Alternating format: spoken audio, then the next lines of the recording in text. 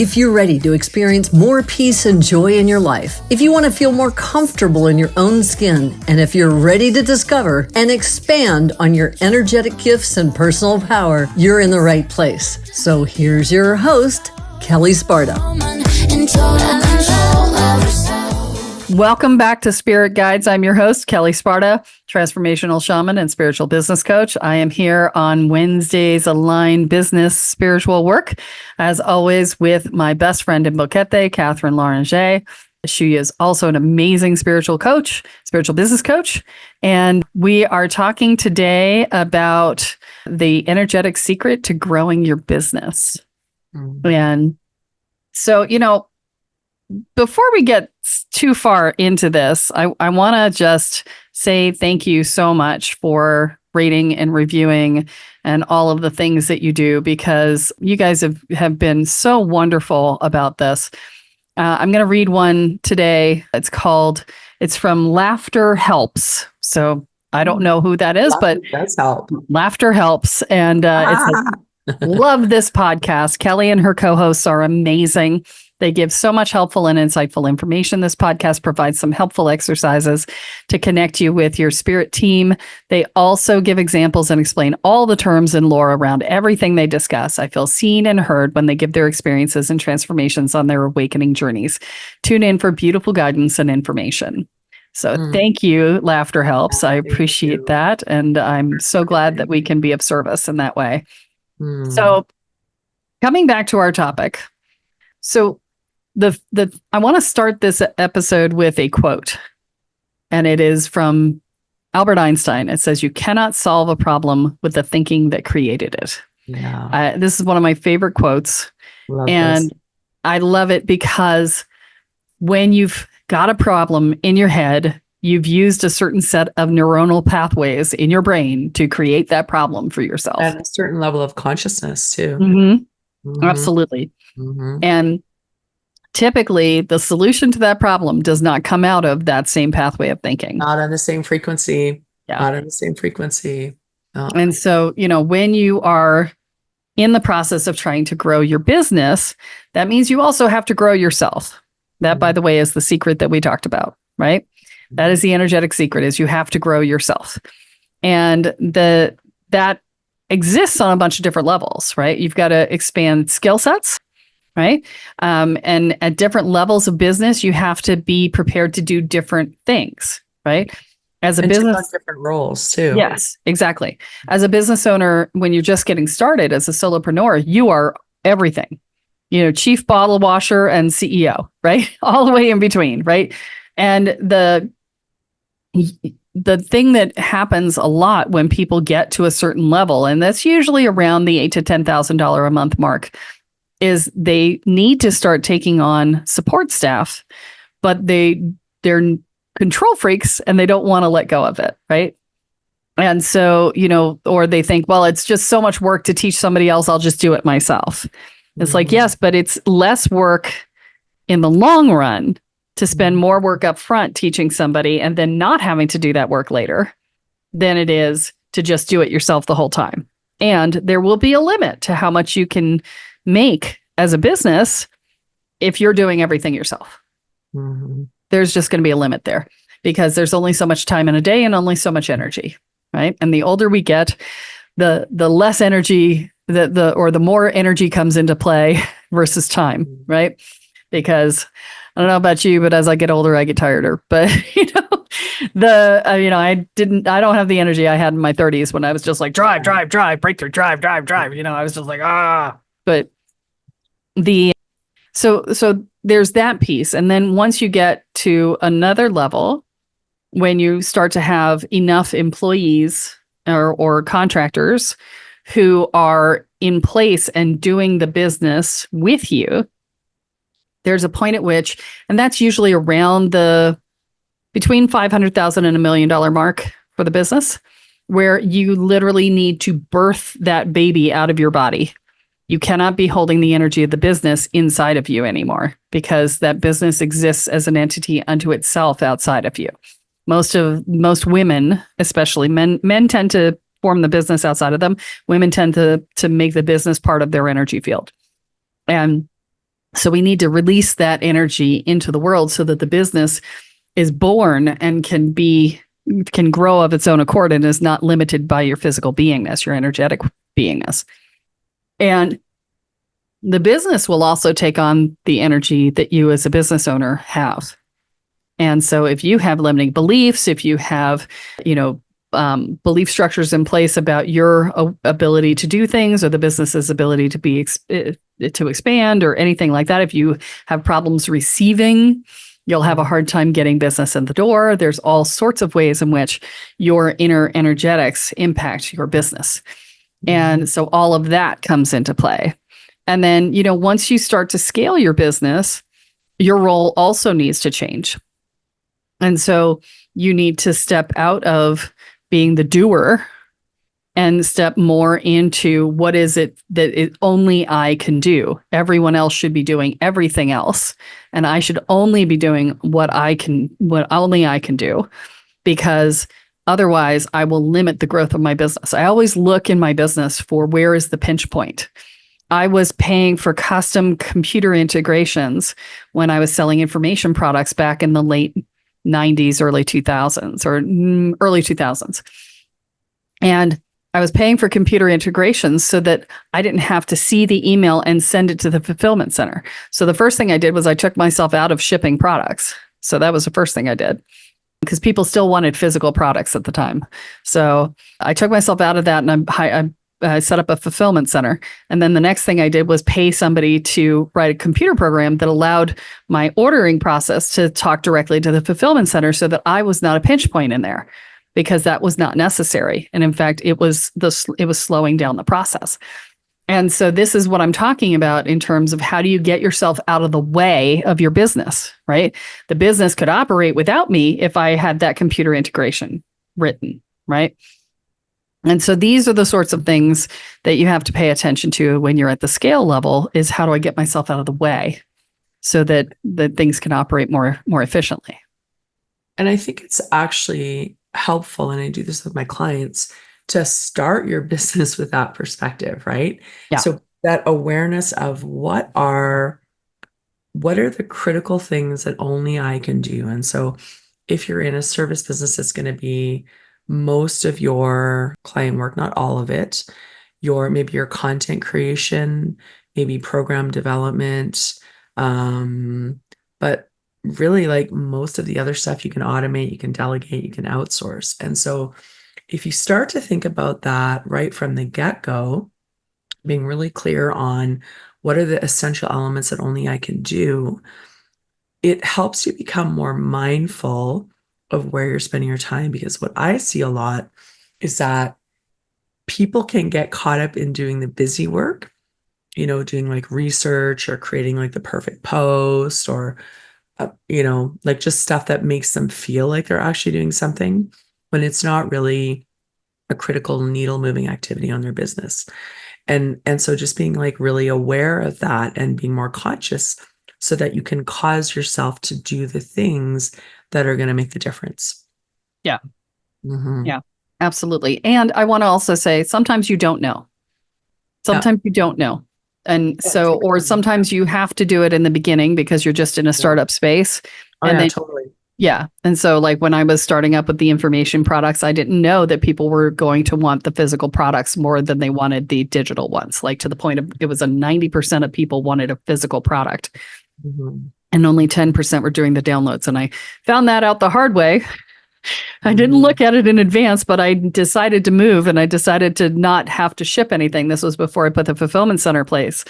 And I turned off the option of having a physical product, and my sales went through the floor because it made it be 10% only, right? And so I was like, wow, I learned that one the hard way. So, I turned it back on again, and hey, the sales came back, right? But, that's when I set up the fulfillment center. I was like, oh, well, I should definitely have done that before I moved, right? And then I wouldn't have lost that income. But, we live and learn, right? We learn that. I can't tell you how many mistakes I've made in business that I've learned from. So, but to learn, you have to have an analysis, right? You need to have that curious kind of witnessing mind. Yeah. And this topic it's actually it's so important that it's one of the spiritual laws of the universe, the law of correspondence. So basically that there's a connection between different planes of existence, right? And so as you shift yourself, you're going to shift your outward experience, right? So shifting your, not just your skill set, but your mindset, like that's one of the biggest things. The skills you can learn, but if you don't believe that you have the capacity, if you don't believe you can actually create the results that you want, if you don't believe that you're worth putting that energy into, you're not going to skill up, right? Yeah. So I think one of the most helpful things in doing this or in applying this principle is to actually start with the end in mind.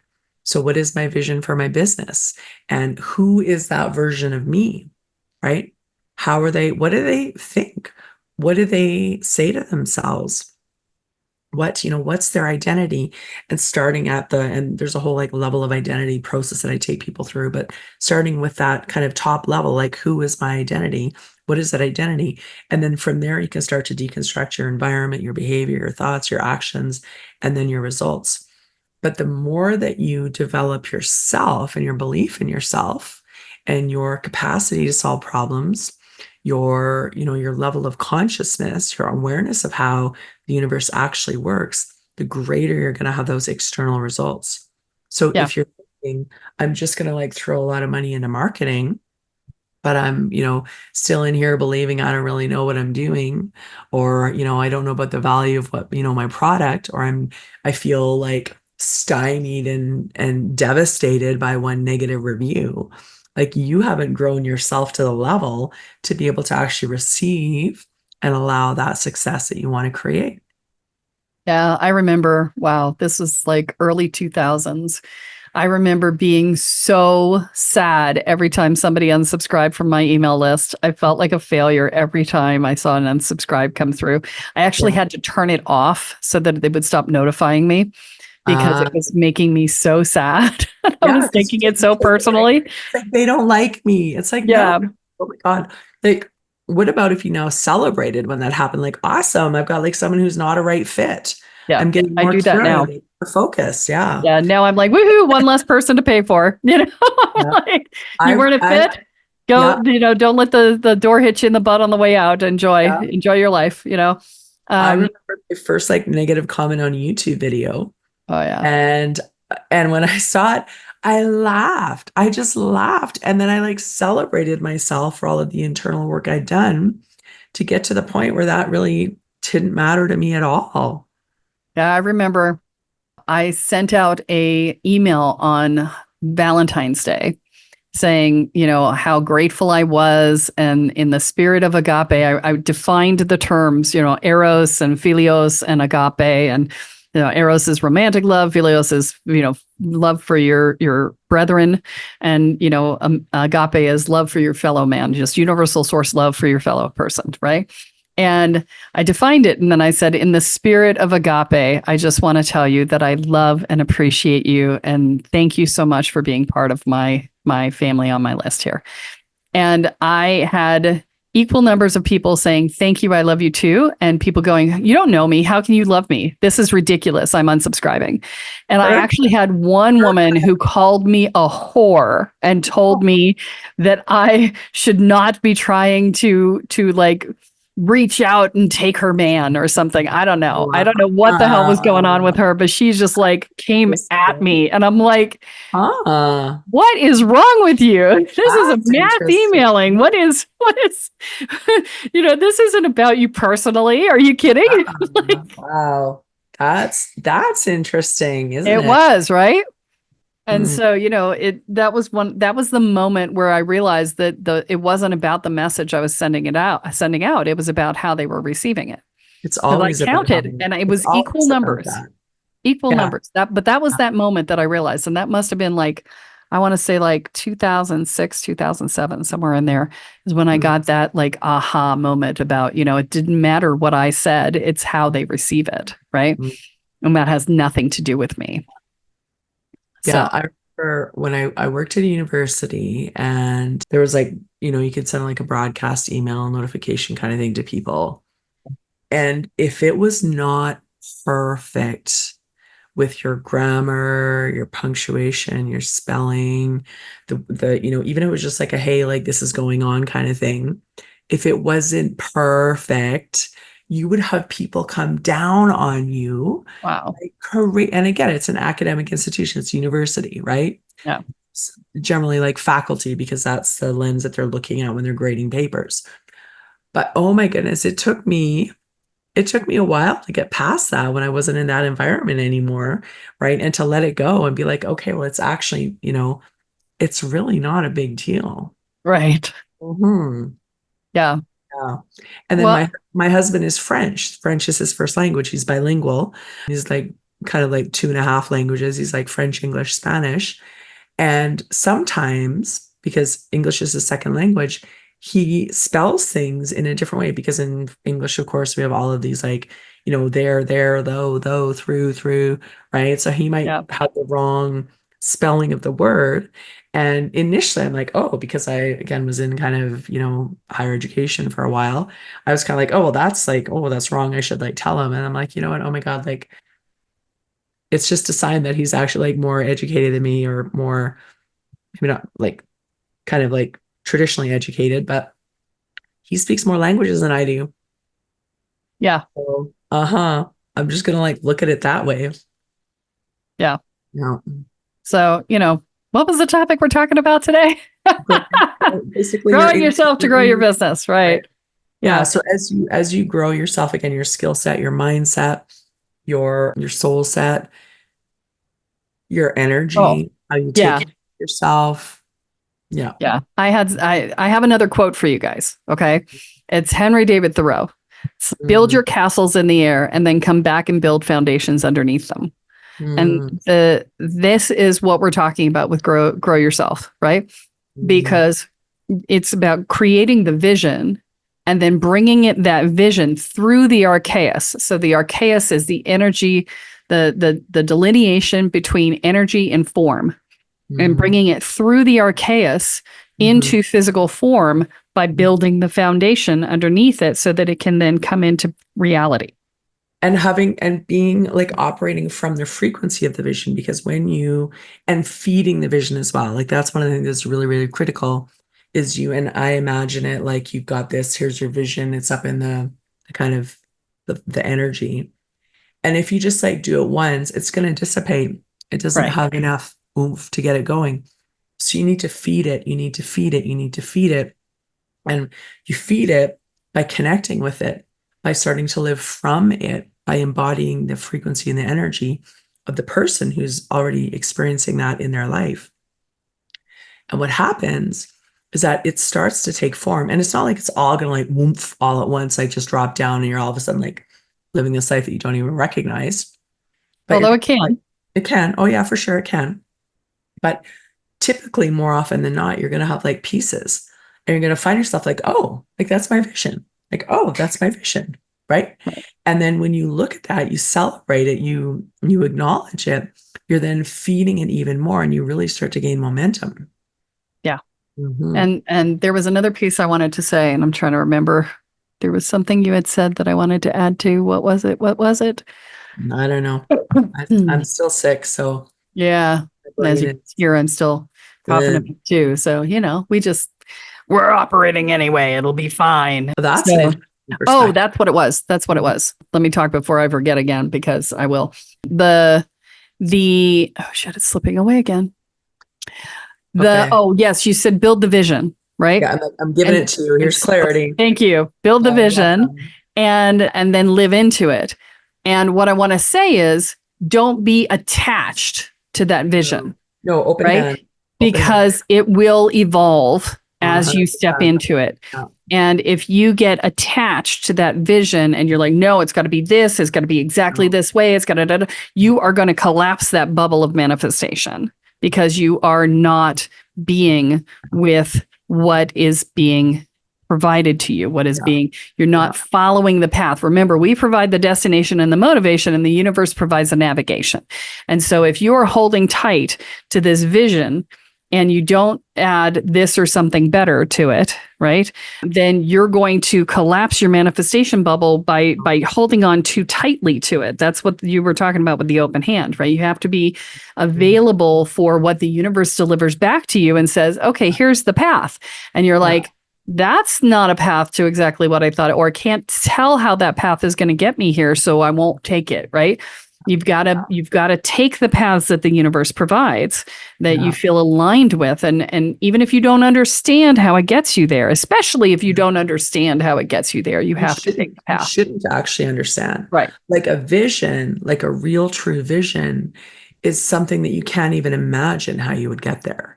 Yeah. Like you don't know the how, because the real vision is calling you to actually partner with the universe, to step into a bigger believing. And if you know exactly all the steps to take it to get there, it's not big enough. You got to go bigger. Yeah, absolutely. Yeah. So about that, right? About that process, and kind of a way I used to describe it is, imagine that you're going to this buffet and you're like looking at it and you see this pile of what you think is like guacamole, and you love guacamole. So you like load up your plate and you take like a big spoonful to eat, and it's wasabi, right? It's like guacamole are totally different. But then what if, like, just based on what you think it's going to be, you're attached to it. Whereas you want to kind of like, you don't really know for sure until you start to live into it and experience it, right? Like you have to actually taste it, right? You want to kind of sample it. So that's why you're creating the vision, you're putting the energy in, you're becoming the vibrational match, you're taking the step that you can take. You don't know all the steps, but the step that you take is going to take you one step closer. And that's the taste. That's the actually experiencing it, right? And you don't know for sure until you taste it, if it's actually the right one for you. And with that open hand. I will say also, sometimes you get your vision and it's not at all what you want. Sometimes you get it. So it's different. Because you didn't know what it was like.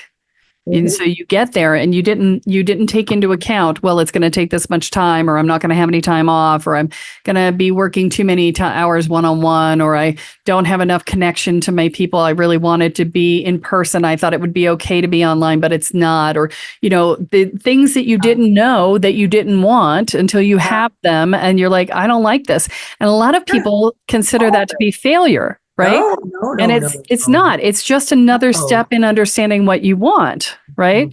You would not know that you don't want this until you had it. Exactly. Right? You don't know it's wasabi until you taste it. Right. Exactly. So that's another piece. Don't go into self-judgment if you get what you were asking for and it's not at all what you turned out. It turns out you don't want it. Don't get into self-judgment about that. That is just information.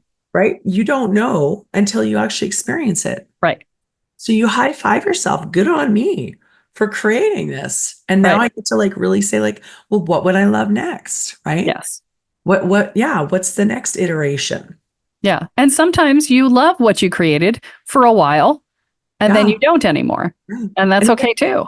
We're meant to grow. Right. Like we're here for the purpose of growth. Yeah. So expect that, when you create your vision and you experience it and you achieve it, there's going to be a next thing that's happening. Yes. Yeah. And so, a lot of people are constantly in this state of like driving to the goal. And you cannot do that. You have to have a vision. I don't like goals. Yeah. And the reason I don't like goals is because they put you living in the future, and your vision and your life only happens in the moment. And so goals are, there are ways to do goals and there are ways to do goals. So I have, it's probably the how, right? Right. I have goals. I want to be clear. I do have goals, but I don't hold them the way that most people tell you to hold a goal. Most people tell you to hold a goal like this, come this or hell or high water. I'm going to make this happen. It's I'm going to reverse engineer it to nth degree and blah, blah, blah. No, when we're doing goals, we're doing more vision than goal, right? It's this is where I want to end up. And yes, I'm going to take steps in that direction, but I'm going to be taking those steps every day. right? It's not a, I mean, I do believe in benchmarks because it gives you something to sort of live into, but the way you hold it, right? I didn't hear you. What'd you say? Benchmarks also let you know if you're like headed in the right direction. Right. Yes. Yeah. So I like benchmarks, but yeah, it's the way you hold it, right? totally. You got to hold it lightly. Yeah. It's this is where I'm intending to go. Yeah. This is I'm working towards that every day, but I'm not holding on to it for dear life. Right? Yeah, I'm not like gauging my success as a human being. Yeah, I think that the best way to describe it would be to say that these are landmarks on the journey. Right? Yeah, you can't hold on to a landmark until you're actually there, right? You can't reach out and touch it. You can just go, oh, that's the landmark. I'm using it as a navigation point. Yeah, exactly. Right? But I can't hold it. No. But if I'm getting closer to it, I know I'm moving in the right direction. Yes. And because I work with people with goals, right? We create, and we talked about this in another episode, we do create 2 goals, but the goal it's more about growing. Like goals are for growing. So the goal is a representation of when I am living into this next level version of me, this is a byproduct of that. Yeah. Right? This person, because I've gotten really clear on who they are and their identity, and as I'm more and more consistently living into that, this just becomes a natural byproduct in my life. Yeah. So it's not like I'm white knuckling it. I'm not beating myself up to get there. It's a reflection of who I need to become, right? It gives me that guidance in terms of this is who I'm growing into to how this results in my life. Yeah. Yeah. And I talk to people about this. It's like, who do you need to be in order to get where you want to go? Right. It's like, who do I need to become in order for me to have what it is that I'm looking to create? Yeah, totally. Right. Your inner, right? Like, and we're talking about growing yourself to grow your business. Yes. Who to become, right? What's the identity of that person? And here's the thing too, is that if you can imagine it, it means that it's a possibility for you. Right. Right. If you can conceptualize it, you can imagine it, you can, for some people, like they're not ever going to want to imagine writing a book because that's just not a thing for them. Right. Yeah. Like you're imagining you're a best-selling author. It's because that's a possibility for your life. Right. Mm-hmm. Yeah. And I think that's a great way to finish up this episode is, leave you with the question of who do you need to become in order to get where you want to go? Right. And how can you live into that role today? Mm-hmm. So with that, I'm going to say thank you. And what you don't forget, what you focus on is what expands, and what you intend is what you create. So choose wisely. So that's it for today's episode of Spirit Guides Podcast. Head on over to iTunes, Apple Podcasts, or wherever you listen and subscribe to the show. Every week, one lucky listener who subscribes and posts a review on iTunes will be entered into a drawing for a $10,000 value grand prize and a private reading with Kelle Sparta herself. Be sure to head on over to spiritguidespodcast.com and pick up a free copy of Kelle's gift and join us on the next episode.